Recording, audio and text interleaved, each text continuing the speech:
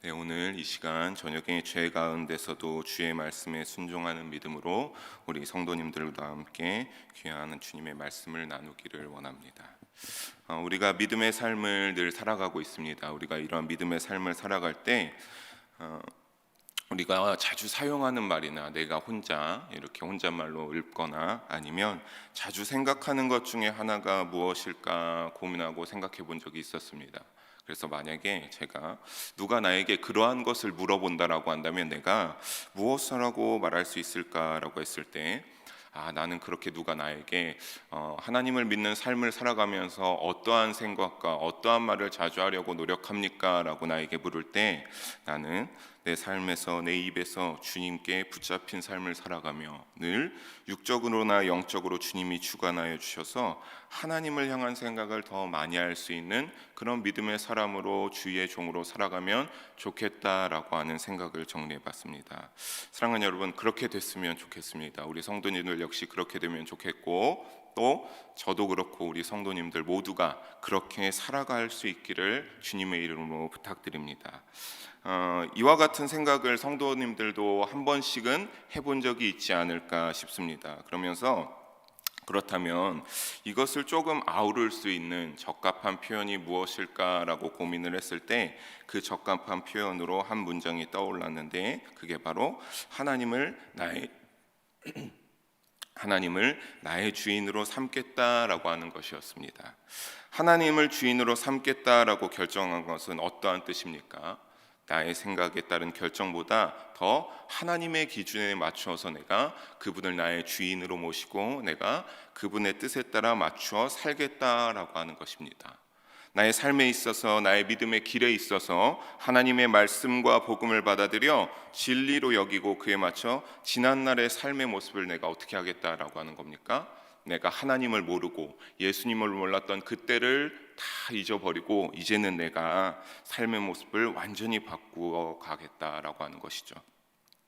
이와 같은 결정으로 주님을 따르는 삶을 살겠다고 했을 때 자신의 자유의지에 따른 결정이 아예 없는 것은 아니지만 중요한 것은 무엇입니까? 적어도 내가 하나님과 예수님을 따르며 살아갈 때에 주인의 뜻을 따라야 하는 의무가 나에게 이제 존재하게 되더라라고 하는 것입니다.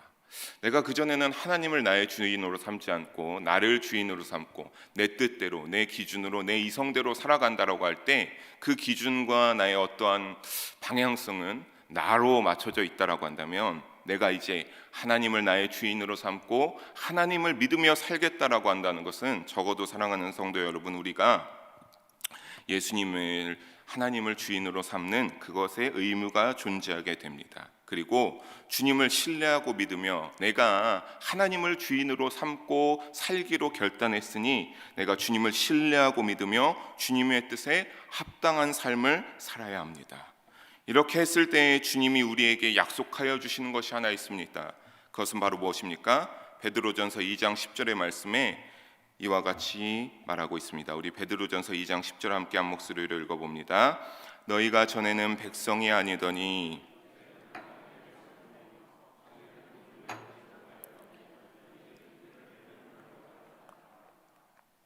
아멘. 우리가 하나님을 나의 주인으로 삼으며 복음을 받아들임으로 하나님의 백성으로 어떻게 하겠다라고 하는 겁니까? 내가 이제 그러한 자들을 하나님의 백성으로 내가 친히 완전하게 삼아 주시겠다라고 하는 겁니다. 뿐만 아니라 후반에 나오는 것처럼 이제 긍휼을 얻지 못하는 자였지만 너희가 이제 긍휼을 얻은 자가 되어서 하나님이 너희를 긍휼히 여겨 어려운 때에 도움을 주시고 주님의 손길을 뻗쳐 보호하여 주심을 약속하고 계신 겁니다. 사랑하는 성도 여러분, 믿음의 여정 속에 주님의 복음을 진리로 새겨 하나님의 백성으로 살아가기를 주님의 이름으로 축원합니다. 그렇다면 우리가 하나님의 백성이 되어 그 뜻에 살아가는 삶이 바로 믿음의 삶이 아니겠습니까? 근데 때론 이 하나님의 백성으로 살아가는 우리의 믿음의 삶이 참 만족스럽지 못할 때도 있습니다. 참 이것을 하나님의 주인으로 살아가며 내가 이 그 뜻에 따라 길을 따라 믿음을 가지고 살아갈 때 참 그 삶이 나에게도 늘 100%로 정말 100% 이상으로 만족되면 좋겠는데 가끔은 그러지 못할 때가 있다라고 하는 것입니다. 왜 그러냐면 때로는 하나님의 백성으로 살아가는 믿음의 삶은 우리가 생각하지 못한 여러 가지 다른 것들을 요청할 때가 있기 때문입니다. 저는 대표적인 이야기로 바로 아브라함의 이야기를 들고 싶습니다. 아브라함이 100살일 때, 그리고 아내 사라가 90살이었을 때 하나님은 그들에게 약속한 대로 아들 이삭을 허락하여 주시지 않았습니까? 얼마나 그 약속한 아들을 출생하게 되었을 때 참 얼마나 기쁘고 자신이 사랑하는 아들이 태어났으니 얼마나 사랑스럽고 보기에 좋았겠습니까? 그런데 하나님은 어느 날 아브라함에게 창세기 22장 2절에 보면 이와 같이 말씀하셨습니다. 우리 함께 22장 2절 한번 읽어보겠습니다. 여호와께서 이르시되 내 아들 내 사랑하는 독자 이삭을 데리고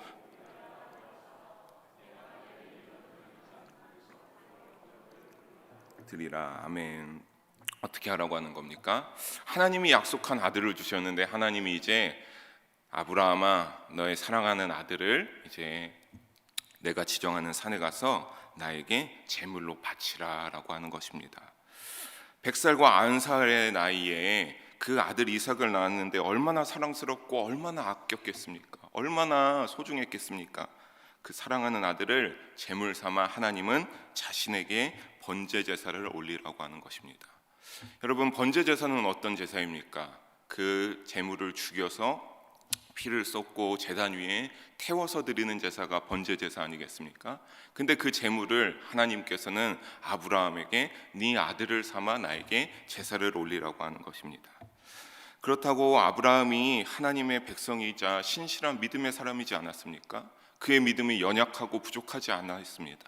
하지만 하나님께서는 그에게 그러한 명을 내리셨습니다. 참 아브라함은 어떻게 보면 대단한 믿음의 사람인 것이 하나님이 그와 같은 명을 내리셔서 그렇게 하라고 했을 때 아브라함은 주저없이 내키지 않았을 수도 있습니다. 얼마나 나의 사랑하는 아들인데, 내가 참 이렇게 이 나이에 얻은 귀한 아들인데 하나님께서 그것을 제물로 바치라고 하느니 어떻게 보면 인간적인 마음으로 얼마나 서운했고 얼마나 속상할 수가 있겠습니까? 하지만 아브라함은 그래도 하나님의 명에 따르기로 마음을 먹었습니다. 그래서 준비를 해서 아들 이삭을 데리고 지정한 산을 향하여서 나아갑니다. 가는 길에 아들 이삭이 제사를 드리러 가는데 왜 제물이 없느냐라고 물어봤을 때도 아브라함은 하나님이 친히 준비하실 것이다 라고 대답하고 꾸준히 아무것도 말하지 않고 꾸준히 하나님의 명에 순종하기 위해서 그곳까지 나아갑니다. 그리고 아브라함이 순종하여 제단을 준비하고 그 단 위에 아들을 밧줄로 묶어 올려놓고 칼로 찌르려는 순간 하나님은 그의 믿음을 분명하게 보시고 확실히 아셨다라고 하십니다.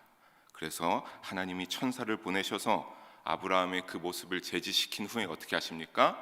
순양을 뒤에 준비하사 그 순양으로 제사를 드리고 아들과 같이 그 산에서 내려왔습니다. 사랑하는 성도 여러분, 얼마나 황당한 일이겠습니까? 아브라함에게 얼마나 황당하고 당황스러운 일이겠습니까? 하지만 아브라함은 그것 가운데서도 하나님의 명에 순종하여 믿음으로 나아갔습니다. 이와 같이 하나님의 백성으로 주인의 뜻에 순종하며 사는 것이 늘 나에게 합당하고 나에게 형통하고 나에게 복이 되는 것만은 아니할 수도 있습니다. 하지만 그것이 어렵고 불합리한 경우도 있고 우리 모두에게 너무나 가혹하다 여겨질 경우도 분명히 있을 것입니다.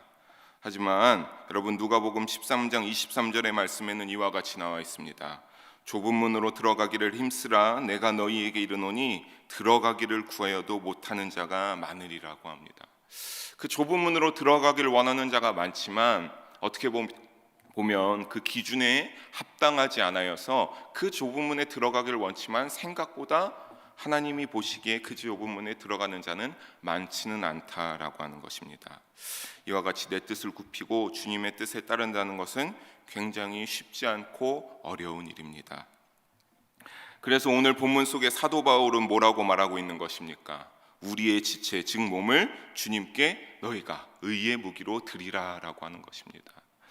믿음을 따라 살아가는 것이 좁은 문을 늘 지나가는 것처럼 어려울지라도 너희가 불의의 무기로서 죄에게 너의 몸을 쉽게 내어주고 세상 가운데 흔들리며 하나님이 기뻐하시지 아니할 모습으로 살아가는 것이 아니라, 그런 일이 있을 때라도 아브라함의 한 것처럼 우리의 몸을 어떻게 하라고 하는 것입니까? 의의 무기로 하나님께 내어주라라고 하는 겁니다.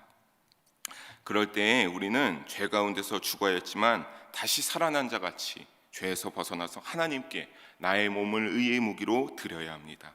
이것이 13절에서 사도 바울이 말하는 그리스도인의 모습, 하나님의 백성된 모습입니다. 우리 13절 함께 한 목소리로 읽어보겠습니다. 또한 너희 지체를 불의의 무기로 죄에게 내주지 말고 오직 너희 자신을 죽은 자 가운데서 다시 살아난 자 같이 하나님께 드리며 너희 지체를 의의 무기로 하나님께 드리라. 너희 자신을 죽은 자 가운데서 다시 살아난 자 같이. 여러분, 늘 죄악 가운데서 완전히 벗어날 수 없지 않습니까? 하지만 그런 가운데서도 다시 또 살아나고 치열하게 하나님께 나의 모든 지체를 의의 무기로 하나님께 드리라라고 하는 것입니다. 그렇게 죽음과 사망에 처하지 않게 해서 우리가 정말 이와 말씀과 같이 치열하게 주님께 나의 모든 것, 몸과 마음을 다하여서 하나님께 내어드릴 때 우리는 어떻게 되는 겁니까? 14절의 말씀과 같이 되는 것입니다. 14절의 말씀도 한 번만 더 읽어보겠습니다. 죄가 너희를 주장하지 못하리니 이는 너희가 법 아래 있지 아니하고 은혜 아래에 있음이라. 우리가 그렇게 할 때, 우리가 치열하게 나의 모든 것을 내가 하나님께 의의 무기로 끊임없이 내어드리고 그렇게 치열하게 삶의 자리에서 노력할 때 어떻게 된다라고 하는 겁니까? 우리가 그럴 때 죄가 우리를 주장하지 못하게 된다라고 하는 것입니다. 참 나의 힘으로는 죄에서 벗어날 수 없고 원죄의 자리에서 떠날 수가 없는데, 내가 대신 내가 할 수 있는 최선의 것, 하나님께 나의 모든 몸을, 나의 지체를 의의 무기로 하나님께 끊임없이 드릴 때 우리는 죄에서 벗어나고, 그때는 죄의 법에 사망의 법 아래 있지 아니하고 우리가 어디에 있게 된다라고 하는 겁니까? 은혜 아래에 있게 된다라고 하는 것입니다. 다만 여러분, 여기는 가만히 우리가 이 말씀을 묵상해 보면 반드시 중요한 한 가지 조건이 따라붙고 있습니다. 바로 어떤 조건입니까? 14절 마지막에 나온 것처럼 은혜 아래에 있어야 된다라고 하는 것입니다. 끊임없이 의의 무기로 지체를, 나의 모든 것을 하나님께 내어드린다라고 하는 것은 그냥 한순간에 끝나는 것이 아니라 끊임없이 하나님께 나의 몸을 의의 무기로 내어드리면서 내가 주님의 은혜 아래에 있어야 된다라고 하는 것입니다. 이는 하나님의 백성으로서 하나님의 뜻을 따라 주님의 시선에서 그 전능자의 그늘에서 우리가 절대 떠나지 말아야 함을 말하고 있는 것입니다. 사랑하는 성도 여러분, 끊임없이 이처럼 하나님의 백성으로 그 품에서 떠나지 않으려 노력할 때 죄의 권세에 속해 있지 않고 우리는 죄의 대가인 사망에서 벗어날 수 있습니다. 하지만 그 품에 거하기 위해선 다시 한번 말씀드리지만 치열해져야 합니다. 내가 쉽게 그렇게 할 수 있지 않습니다. 내가 할 수 있는 최선의 것을 다하여서 하나님께 치열하게 하나님으로 나의 모든 것을, 내 몸과 마음을 내어드려야 된다라고 하는 것입니다. 그래서 하나님께서는 예배드릴 때 영과 진리로 신령과 진정을 다하여서 예배드리라고 하지 않았습니까? 때로는 그와 같이 주님을 위하여 헌신과 희생이 필요할 정도로 우리는 치열하게 나아가야 합니다. 그렇게 우리가 치열하게 주님을 알기 위하여서 나아가면 어떻게 됩니까? 15절의 말씀에 주님의 은혜 안에 늘 거하고 있어서 우리가 죄를 짓고 싶어도 죄를 지을 수가 없다라고 하는 겁니다. 죄를 짓게 되면 다시 죄의 권세에 사로잡히게 되고 그것이 하나님과 멀어져 더 이상 하나님의 백성이 아니라 우리가 무엇이 됨을 알고 있기 때문입니까? 다시 죄의 종이 됨을 너무나 잘 이제는 우리가 알기 때문입니다. 오늘 본문의 저자 사도 바울도 원래는 어떠했습니까? 원래 이름은 사울이지 아니었습니까? 그래서 우리가 이것을 더욱더 좀 더 깊이 비교해 보기 위해서 제가 두 인물을 준비했는데, 그것은 바로 사도 바울, 원래 이름 변경하기 전에 사도 바울의 사울과 똑같은 이름을 가진 이스라엘의 초대왕 사울을 비교하여 살펴보면 잘 알 수 있습니다. 사도 바울의 사울은 어떠한 자였습니까? 베냐민 지파의 율법을 다 지키는 자였고 하나님을 섬기는 집안으로 할례받고 바리새인이 인정하는 가문의 사람이지 않았습니까? 거기다가 당시에 최고라고 할 수 있는 로마의 시민권도 가지고 있는 사람이었습니다. 이스라엘 초대왕 사울도 참 좋은 가문에서 태어난 베냐민 지파 기스의 아들로 키가 크고 용모가 준수한 어진 청년이었습니다. 이스라엘 백성이 사무엘 선지자에게 왕을 요청하던 때에 사울이 아버지의 나귀를 찾아 나왔다가 선지자 사무엘을 만나고 선지자 사무엘에게 기름 부음을 받고 왕이 되었습니다. 어떻게 보게 되면 이 사도 바울의 사울과 이스라엘의 초대 왕의 사울의 믿음의 출발의 스타트선을 보게 된다라고 하면 그것은 사뭇 다릅니다. 왜냐하면 둘 다 하나님을 믿는 집안에서 잘 태어났지만 우리가 너무나 잘 아는 것처럼 사도 바울은 어땠기 때문입니까? 초반에 얼마나 예수 믿는 자들을 붙잡으러 다니고 그들을 핍박하고 해하는 자였습니까? 그런 것을 따져볼 때 사도 바울의 사울이 이스라엘 초대왕 사울보다 더 늦게 회심하였다라고 볼 수 있기에 그 스타트는 조금은 다르다고 생각해 볼 수 있습니다. 하지만 결승선을 통과한 이후의 결과는 큰 차이가 존재합니다. 여기서 결승선이라는 것은 무엇입니까? 그들의 삶 가운데서 그들의 삶이 끝났을 때, 그리고 하나님이 그들의 삶 가운데서 이 정도까지만 이제 사는 하나님이 허락한 그 삶을 살았을 때 그 삶이 끝나는 그 결승선의 결과는 너무나 다릅니다. 늦었다고 볼 수 있는 사도 바울의 사울이 주님의 마음에 더 합한 자가 되었기 때문입니다. 물론 태어난 때에 예수님이 있고 없고의 차이도 분명히 있을 수 있습니다. 하지만 사랑하는 성도 여러분, 하나님과 예수님을 향한 믿음은 동일한 믿음이니 우리가 그러한 차원으로 믿음을 살펴볼 때면 결국에는 똑같은 것입니다. 사도 바울은 어땠나요? 그는 그리스도의 음성을 다메섹에서 듣고 회개하며 회심했습니다. 그리고 그런 그가 사도행전 9장 21절에서 22절에 보게 되면 21절에 듣는 사람이 다 놀랐습니다. 그가 예수님을 선포하고 예수님이 우리의 메시아고 구세주다라고 했을 때 그들이 다 놀라면서 뭐라고 합니까? 이 이름을 부르는 사람을 멸하던 자가 아니냐라고 하면서 21절 후반에 보게 되면 여기 온 것도 그들은 당연히 사도 바울의 사울이 당연히 예수를 믿는 자들을 또 잡아갈 줄로 생각하였습니다. 하지만 이를 듣고 사도 바울은 어떻게 했습니까? 더 힘을 내서 22절에 보게 되면 자신이 회개한 사실을 간증하고 이제는 예수님을 핍박하던 자에서 예수가 우리가 기다리던 그리스도가 맞음을 주장하고 힘을 내서 더 주장할 때 다메섹에 있는 유대인들이 당혹할 정도로 그렇게 힘내서 복음을 전파했습니다. 사랑하는 성도 여러분, 사도 바울의 그 회심한 이후의 믿음은 한 번도 변한 적이 없습니다. 한 번도 변질된 적이 없습니다. 하나님에게 언제나 치열하게 살아가며 복음에 사명된 자로서 그 사명을 감당하기 위해서 노력했고, 결국에는 그 가운데 많은 박해를 받았음에도 힘들고 어려운 때가 있었음에도 불구하고 굴하지 않고 30년간 꾸준히 복음을 전파하다가 결국에 로마에서 그 목숨을 다하여 순교하게 됩니다. 그러나 사울왕은 분명 우리가 아는 것처럼 믿음 좋고 순진하고 겸손하고 어진 청년이었습니다. 왕이 되려고 사무엘 선지자가 했을 때조차 자신은 너무나 부족하고 겸손해서 왕이 될 자격이 없다라고 극구 사양했습니다. 그런 그가 왕이 된 것은 다른 자격이 있어서가 아니었습니다. 하나님이 그 겸손함, 그 순진함을 보시고 이 사람이 이스라엘의 초대 왕이 되어야겠다라고 선택한 자였습니다. 하나님도 그래서 사무엘 선지자에게 이 사울이 이스라엘 초대왕이 되기에 적합하다라고 사무엘 선지자에게 응답하여 주셨습니다. 하지만 어땠습니까? 왕으로 살면서 이 이스라엘의 초대 사울왕은 점점 시간이 지날수록 하나님의 기대에 어긋나는 행동을 보이기 시작했습니다. 하나님 앞에 잘하는 듯 하다가 끊임없이 실수와 불순종을 범했습니다. 그 중에서 몇 가지 제일 큰 실수로 블레셋 대군과 전투를 치를 때 자신의 힘과 지혜로 되지 않아 사무엘 선지자의 도움을 청합니다. 그래서 사무엘 선지자는 이 사울 왕에게 내가 거기에 갈 때까지 기다리라고 합니다. 제사를 드리고 하나님께 그 전투에 대해서 도움을 얻기 위해서 사무엘 선지자는 그 사울 왕에게 내가 갈 때까지 왕이시여 기다려 주십시오라고 했습니다. 하지만 사울 왕은 너무나 조급했습니다. 아무리 기다려도 오지 않자 어떻게 했습니까? 자신이 직접 제물을 올리고 자신이 제사를 주관하여 드렸습니다. 여러분, 당시엔 하나님께 올려드리는 제사는 반드시 어떤 사람도 아무리 왕이라도 해서는 안 됐습니다. 하나님이 택한 제사장만이 반드시 주관해서 그 제물을 태우고 제사를 올려드려야 했습니다. 그것은 하나님의 뜻이자 명이었습니다. 그러나 사울왕은 자신의 주관과 자신의 생각이 급한 나머지 자신이 직접 제사를 드립니다. 사무엘 선지자는 화가 나서 꾸짖었고 하나님은 그런 사울에게 너무나 실망하셨습니다.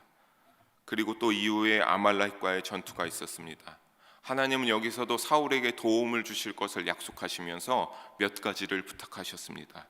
거기에서 첫 번째로 어떤 전리품도 챙기지 말라고 하나님의 뜻을 비치고 명하셨습니다. 어떤 것도 아무것도 좋은 것이 있어도 챙기지 말고 전투에만 열심히 임할 것을 했습니다. 하지만 사울왕은 어떻게 했습니까?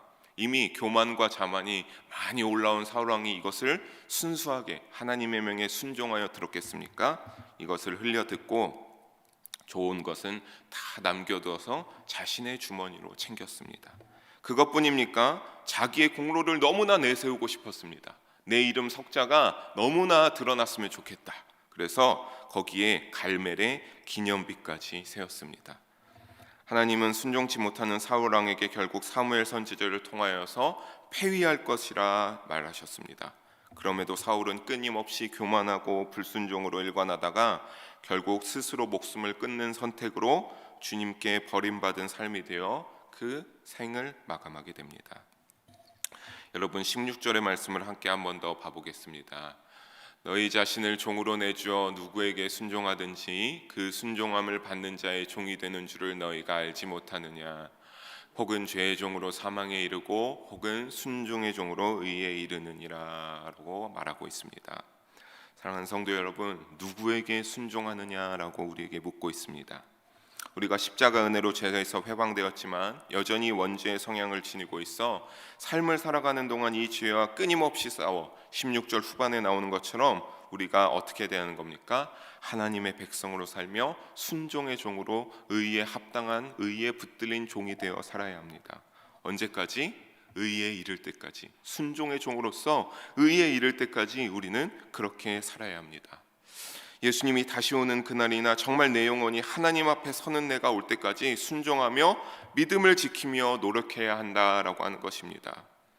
그래서 우리는 어떻게 해야 되는 것입니까? 여러분 간절히 부탁드리길 17절 18절의 말씀처럼 하나님 앞에 감사할 수 있기를 바랍니다. 우리 17절 18절 말씀 함께 다시 한번 읽어보겠습니다. 하나님께 감사하리로다. 너희가 본래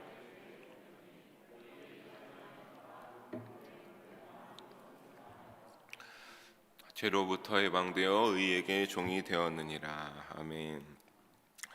만약에 우리가 하나님을 알지 못하고 하나님을 향한 믿음을 몰랐다라고 한다면 우리는 여전히 오늘 이 시간 우리는 예배를 드리고 다른 교회들도 예배 드리고 있지만 그렇지 않은 이들은 여전히 세상 가운데서 하나님을 모르는 채로 살아가는 죄의 종이 된다라고 하는 것입니다.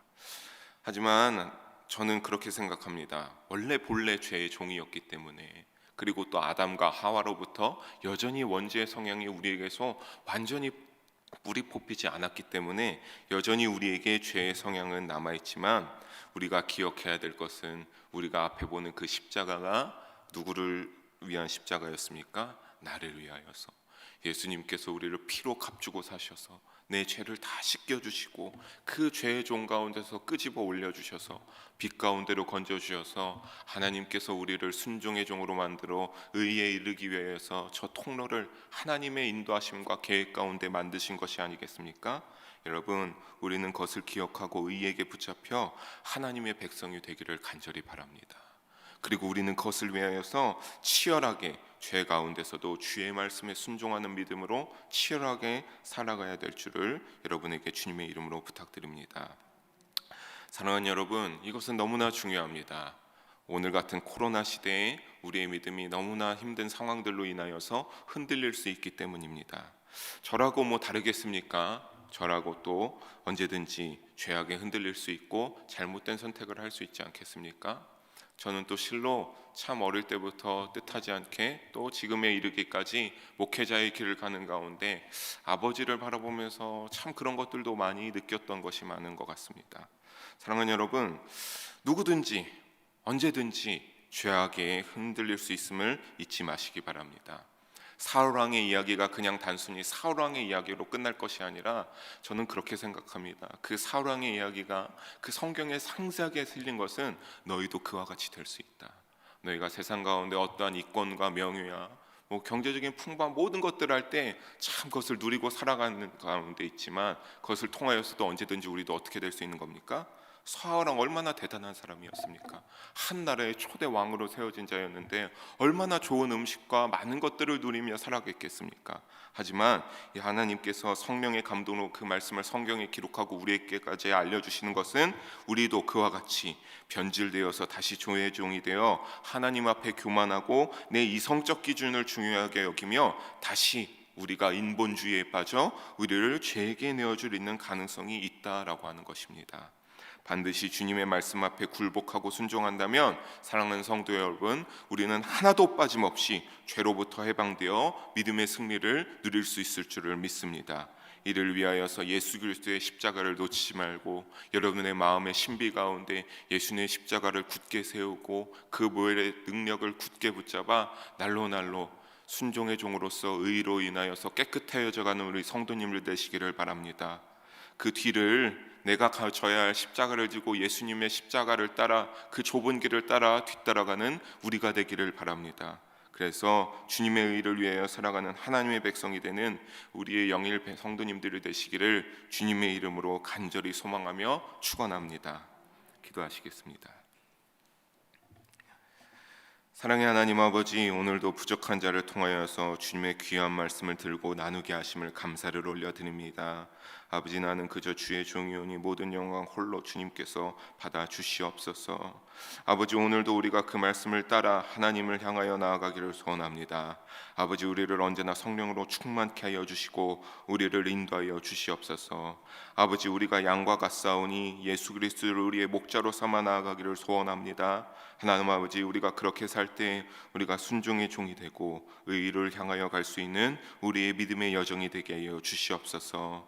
그래서 언젠가 하나님 앞에 서는 그날, 하나님이 지금도 보시는 그날 합당한 믿음의 열매가 열리고 잘하였다 충성된 나의 기뻐하는 자녀야 나의 백성아라고 그 음성을 들을 수 있는 우리 영일 성도님들 한 분도 빠짐없이 될 수 있도록 주님께서 함께 하시고 돌봐여 주시옵소서. 그를 위해서 언제나 죄악 가운데서도 치열하게 순종하는 믿음으로 나아갈 수 있는 우리 영일 성도님들 되게 하여 주시옵소서. 사랑이 많으신 예수님 이름으로 기도합니다. 아멘.